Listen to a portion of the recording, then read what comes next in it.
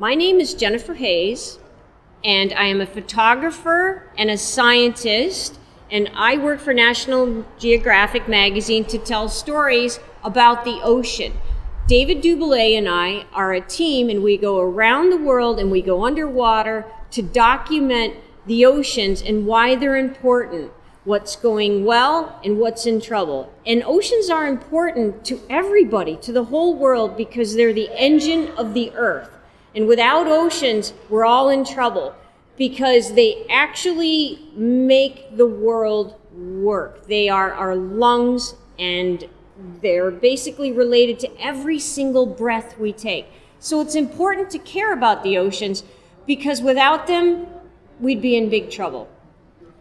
The truth is that the pictures that Jennifer and I take, underwater pictures, well, they have power.